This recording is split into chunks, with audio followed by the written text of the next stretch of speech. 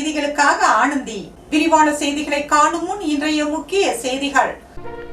இருசக்கர வாகனம் மீது பேருந்து மோதி விபத்து, ஒரே குடும்பத்தை சேர்ந்த 3 வாலிபர்கள் பலி. மது அருந்திய போது பிரபல ரவுடி வெட்டி படுகொலை, கோட்டக்குப்பத்தில் பரபரப்பு. மக்கள் தொகை கணக்கெடுப்பில் சுய கணக்கெடுப்பு முறை, கவர்னர் தொடக்கி வைப்பு. தற்காலிக சபாநாயகராக அன்பழகன் நாளை பதவியேற்பு, ஏற்பாடுகள் தீவிரம்.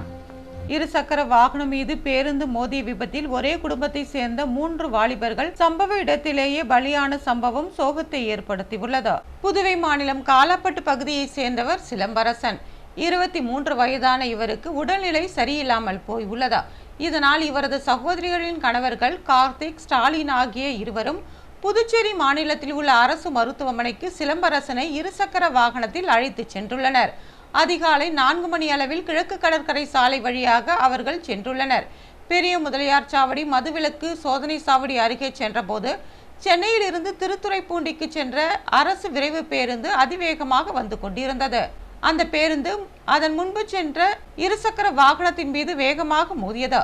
இதில் இருசக்கர வாகனத்தில் பயணம் செய்த 3 பேரும் தடுமாறி கீழே விழுந்தனர். தமிழக விரைவு பேருந்து தனது கட்டுப்பாட்டை இழந்து இருசக்கர வாகனத்தின் மீது ஏறியதில் 3 பேரும் சம்பவ இடத்திலேயே உயிரிழந்தனர். இது குறித்து தகவல் அறிந்த கோட்டக்குப்பம் போலீசார் சம்பவ இடத்திற்கு வந்து 3 பேரின் உடலையும் கைப்பற்றி பிரேத பரிசோதனைக்கு அனுப்பி வைத்தனர். போலீசார் விசாரணையில் தூக்க கலக்கத்தில் அதிவிரைவு பேருந்து ஓட்டுநர் இருசக்கர வாகனத்தின் மீது மோதியிருக்கலாம் என்று சந்தேகிக்கப்படுகிறது. இதனிடையே இருசக்கர வாகனம் மோதியதில் கார் ஒன்று விபத்துக்குள்ளானது. காரில் பயணம் செய்தவர்கள் அதிர்ஷ்டவசமாக காயங்களுடன் உயிர் தப்பினர். கோட்டக்குப்பம் அருகே மது அருந்திய போது பிரபல ரவுடியை வெட்டி கொலை செய்த மர்ம கும்பலை போலீசார் தேடி வருகின்றனர். விழுப்புரம் மாவட்டம் மரக்காணம் கூனிமேடு குப்பத்தை சேர்ந்தவர் கோவிந்தனின் மகன் சிவகுரு. 37 வயதான இவர் மீது பல்வேறு வழக்குகள் உள்ளது. கூனிமேடு கடற்கரையில் நடந்த மாசிமக திருவிழாவில் சுவாமி ஊர்வலத்தில் சிவகுரு தரப்பினருக்கும் அதே பகுதியை சேர்ந்த வேறொரு தரப்பினருக்கும் இடையில் தகராறு ஏற்பட்டுள்ளது. இதனால் அவர்களுக்குள் அடிக்கடி பிரச்சனை ஏற்பட்டு வந்துள்ளது. இரு தரப்பினரையும் அழைத்து மரக்காணம் போலீசார் எச்சரித்து வந்துள்ளனர். இந்நிலையில் நேற்றிரவு கோட்டக்குப்பம் காவல் நிலைய எல்லைக்குட்பட்ட கீழ் புத்துப்பட்டு அடுத்த கங்கை நகர் பகுதியில் உள்ள காட்டு பகுதியில் சிவகுரு, இலங்கை அகதிகள் முகாமை சேர்ந்த மாதேஸ்வரன், புதுக்குப்பத்தை சேர்ந்த சரவணன் ஆகியோருடன் மது அருந்திக் கொண்டிருந்தார். அப்போது அந்த வழியாக திடீரென்று வந்த ஒரு கும்பல் கண்ணிமைக்கும் நேரத்தில் சிவகுருவை சரமாரியாக வெட்டியதா. இதில் சிவகுரு சம்பவ இடத்திலேயே உயிரிழந்தார். சிவகுருவுடன் மது அருந்திக் கொண்டிருந்த இலங்கை அகதி மாதேஸ்வரன் மற்றும் சரவணன் அங்கிருந்து தப்பியோடியுள்ளனர். இது குறித்து தவளக்குப்பம் போலீசார் வழக்கு பதிவு செய்து விசாரணை நடத்தி வருகின்றனர். முதற்கட்ட விசாரணையில் மாசிமக தீர்த்தவாரியில் நடந்த தகராறில் சிவகுருவை எதிர்த்தரப்பை சேர்ந்த நபர்கள் கொலை செய்திருக்கலாம் என்று சந்தேகிக்கப்படுகிறது. இச்சம்பவம் தொடர்பாக அப்பகுதியில் பரபரப்பு ஏற்பட்டுள்ளது. மக்கள் தொகை கணக்கெடுப்பை சுய கணக்கெடுப்பு முறையை கவர்னர் தொடக்கி வைத்தார். இந்திய அரசு இந்திய மக்கள் தொகை கணக்கெடுப்பு 2027 திட்டத்திற்கு அதிகாரப்பூர்வ ஒப்புதல் வழங்கியுள்ளது. இது நாட்டின் 16வது மக்கள் தொகை கணக்கெடுப்பாகும். மேலும் இந்திய வரலாற்றின் முதன்முறையாக முழுமையான மின்னணு மக்கள் தொகை கணக்கெடுப்பாக நடைபெறவுள்ளது. இந்த மக்கள் தொகை கணக்கெடுப்பு 2 கட்டங்களாக நடத்தப்படும். முதற்கட்டமாக மனைப்பட்டியல் மற்றும் வீட்டு கணக்கெடுப்பு ஜூன் 1ஆம் தேதி முதல் 30ஆம் தேதி வரை நடைபெறும். 2ஆம் கட்டமாக 2027ஆம் ஆண்டு பிப்ரவரி முதல் மார்ச் வரை மக்கள் தொகை கணக்கெடுப்பு நடைபெறும். இதில் மக்கள் தாங்களாகவே அவர்களது விவரங்களை பூர்த்தி செய்ய வழிவகை செய்யப்பட்டுள்ளது. இந்த மக்கள் தொகை கணக்கெடுப்பு ஒவ்வொரு குடிமகனும் தங்களது கணக்கெடுப்பு விவரங்களை துல்லியமாக தானாகவே சுய பதிவேற்றம் செய்ய முதன்முறையாக வசதி செய்யப்பட்டுள்ளது. சுய பதிவேற்றம் இன்று முதல் 30ஆம் தேதி வரை குடிமக்கள் இணையதளம் மூலம் பதிவேற்றம் செய்து கொள்ளலாம். பொதுமக்கள் தாங்களாகவே முன்வந்து இணையதளத்தில் தகவல்களை பதிவேற்றம் செய்யும் சுய கணக்கெடுப்பு கவர்னர் கைலாஷ்நாதன் இன்று தொடக்கி வைத்தார். அப்போது மக்கள் தொகை கணக்கெடுப்பு திட்டத்தின் இயக்குனர் சுந்தரேஷ் பாபு, கூடுதல் மாவட்ட ஆட்சியர் சுதாகர் மற்றும் இணை இயக்குனர் புவனேஸ்வரி ஆகியோர் உடனிருந்தனர். தற்காலிக சபாநாயகராக அன்பழகன் நாளை பதவியேற்க உள்ளார். அவருக்கு கவர்னர் கைலாஷ்நாதன் பதவி பிரமாணம் செய்து வைக்க உள்ளார். புதுச்சேரியில் நடந்து முடிந்த சட்டசபை தேர்தலில் தேசிய ஜனநாயக கூட்டணி 18 இடங்களை கைப்பற்றி மீண்டும் ஆட்சி அமைத்துள்ளது. முதல்வராக ரங்கசாமி, அமைச்சர்களாக நமச்சிவாயம், மல்லாடி கிருஷ்ணாராவ் ஆகியோர் பதவியேற்றுக் கொண்டனர். மீதமுள்ள 3 அமைச்சர்களை கைப்பற்றுவதில் பாஜக, என்ஆர் காங்கிரஸ் சட்டமன்ற உறுப்பினர்களிடையே கடும் போட்டி நிலவி வருகிறது. இதற்கிடையே 16வது சட்டசபைக்கு தேர்வு செய்யப்பட்டுள்ள சட்டமன்ற உறுப்பினர்கள் வரும் 20ஆம் தேதி பதவியேற்க உள்ளனர். முன்னதாக புதிய சட்டமன்ற உறுப்பினர்கள் உறுதிமொழி ஏற்க வசதியாக அதிமுக சட்டமன்ற உறுப்பினர் அன்பழகனை தற்காலிக சபாநாயகராக நியமனம் செய்வதற்கான கோப்பு கவர்னர் கைலாஷ்நாதனுக்கு அனுப்பி வைக்கப்பட்டது. இதற்கு கவர்னரும் ஒப்புதல் அளித்துள்ளார். இந்நிலையில் தற்காலிக சபாநாயகர் அன்பழகனுக்கு பதவியேற்பு விழா நாளை மதியம் 12:15 மணிக்கு லோக் நிவாசில் கவர்னர் கைலாஷ்நாதன் தலைமையில் நடைபெற உள்ளது. தொடர்ந்து வரும் 20ஆம் தேதி தேர்வு செய்யப்பட்ட சட்டமன்ற உறுப்பினர்களுக்கு தற்காலிக சபாநாயகர் பதவி வகிக்கும் அன்பழகன் பதவி பிரமாணம் செய்து வைக்கிறார். அன்றைய தினம் 2 தொகுதியில் போட்டியிட்டு வெற்றி பெற்ற முதலமைச்சர் ரங்கசாமி 1 தொகுதியை ராஜினாமா செய்வார் என்று எதிர்பார்க்கப்படுகிறது.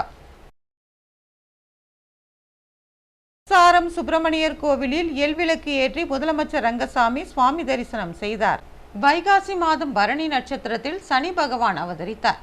இதனையொட்டி 30 ஆண்டுகளுக்கு பிறகு வைகாசி மாதம் பரணி நட்சத்திரம் அமாவாசை தினத்தில் சனிக்கிழமை நேற்று வந்ததால் சிறப்பு வாய்ந்ததாக கருதப்பட்டது. இதனையொட்டி புதுவை முதலமைச்சர் ரங்கசாமி நேற்றிரவு சாரம் சுப்பிரமணிய கோவில் தேவஸ்தானத்தில் உள்ள முத்து விநாயகருக்கு 2 நெய்விளக்கு, சுப்பிரமணியருக்கு 6 நெய்விளக்கு, கோவிலின் வன்னி மரத்தின் கீழ் மேற்கு பார்த்த நிலையில் தனி சன்னதியில் உள்ள சனி பகவானுக்கு 2 பெரிய எல் விளக்குகளை ஏற்றினார். முன்னதாக சனி பகவானுக்கு கோவில் சிவாச்சாரியர்கள் சிறப்பு அபிஷேகம் செய்தனர். இந்நிகழ்ச்சியில் ஏராளமான பக்தர்கள் கலந்து கொண்டு சுவாமி தரிசனம் செய்தனர். அமைச்சர்கள் நியமனத்திற்கு தாமதம் ஏன் என முன்னாள் முதலமைச்சர் நாராயணசாமி கேள்வி எழுப்பியுள்ளார். முன்னாள் முதலமைச்சர் நாராயணசாமி வீடியோ பதிவு ஒன்றை வெளியிட்டுள்ளார்.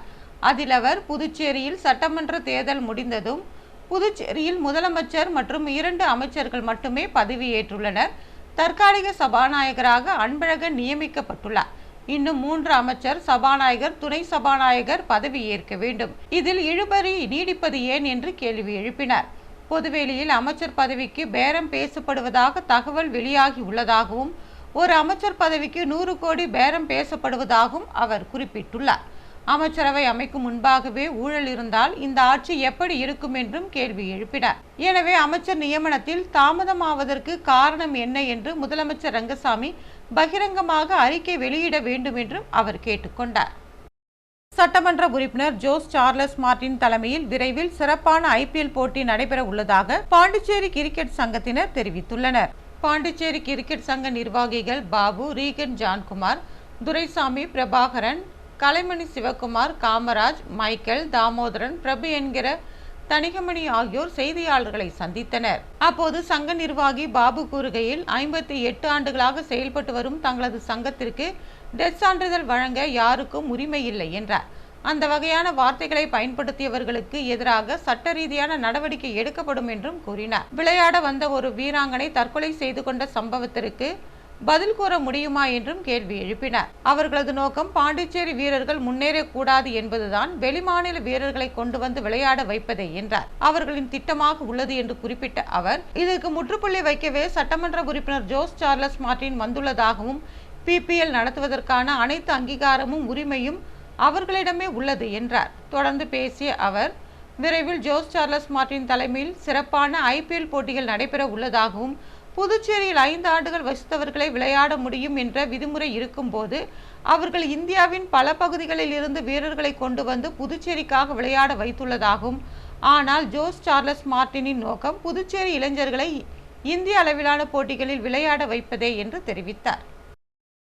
குருமாம்பேட் லலிதாம்பிகை ஆலயத்தில் அமாவாசை பூஜையில் ஏராளமான பக்தர்கள் கலந்து கொண்டனர். புதுவை குருமாம்பேட் பகுதியில் ஸ்ரீ யோகமையா லலிதாம்பிகை மற்றும் ஸ்ரீ மகா சாம்ராஜ்ய லலிதாம்பிகை திருக்கோவில் அமைந்துள்ளது.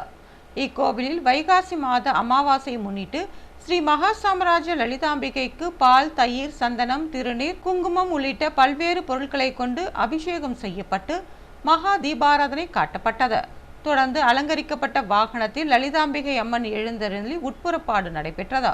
இதில் ஏராளமான பக்தர்கள் கலந்து கொண்டனர். விழாவிற்கான ஏற்பாடுகளை ஆலய நிர்வாகி மகேஸ்வர சாஸ்திரிகள் மற்றும் பக்தர்கள் செய்திருந்தனர்.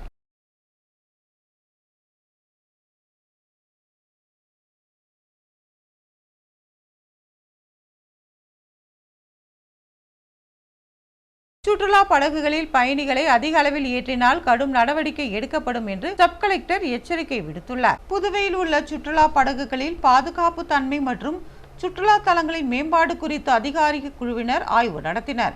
சப் கலெக்டர் தயானந்த் டெண்டுல்கர் தலைமையில் நடந்த ஆய்வில் சுற்றுலாத்துறை, மீன்வளத்துறை இயக்குநர்கள், கடலோர காவல்படை காவல் கண்காணிப்பாளர் தனசேகரன், ஆய்வாளர் தியாகராஜன் உட்பட பல்வேறு துறை முக்கிய அதிகாரிகள் கலந்து கொண்டனர். ஆய்வில் அனுமதிக்கப்பட்ட எண்ணிக்கையை விட வரம்பு மீறிய சுற்றுலா பயணிகளை ஏற்றிச் சென்ற படகுகளின் உரிமையாளர்களுக்கு கடும் எச்சரிக்கை விடுக்கப்பட்டது. போதிய லைஃப் ஜாக்கெட் மற்றும் அத்தியாவசிய பாதுகாப்பு உபகரணங்கள் இல்லாமல் இயக்கப்பட்ட படகுகள் கண்டறியப்பட்டு அவை உடனடியாக சரி செய்ய உத்தரவிடப்பட்டது. சுற்றுலா பயணிகளின் பாதுகாப்பிற்கு எந்தவித அச்சுறுத்தலும் இல்லாத வகையில் படகுகளை சரியான முறையிலும் அரசு விதிமுறைகளுக்கு உட்பட்டு இயக்க அறிவுறுத்தப்பட்டது. அதிகாரி குழுவினர் பாண்டி, மெரினா மற்றும் அரிக்கமேடு பகுதிகளில் ஆய்வு செய்தனர். அப்போது சுற்றுலா தலங்களில் பயணிகளுக்கு தேவையான அடிப்படை வசதிகள் மற்றும் உள்கட்டமைப்புகளை மேம்படுத்துவது குறித்து ஆலோசிக்கப்பட்டது. அங்கிருந்த சுற்றுலா பயணிகளிடம் கலந்துரையாடி கருத்துக்கள் கேட்டறியப்பட்டது. புதுவையில் இன்றைய தங்கம் மற்றும் வெள்ளி விலை விவரம். தங்கம் 1 கிராம் 14,350 ரூபாய். ஒரு சவரன் தங்கம் 1,14,800 ரூபாய். வெள்ளி 10 கிராம் 2,840 ரூபாய். மீண்டும் இன்றைய முக்கிய செய்திகள். இருசக்கர வாகனம் மீது பேருந்து மோதி விபத்து, ஒரே குடும்பத்தை சேர்ந்த 3 வாலிபர்கள் பலி.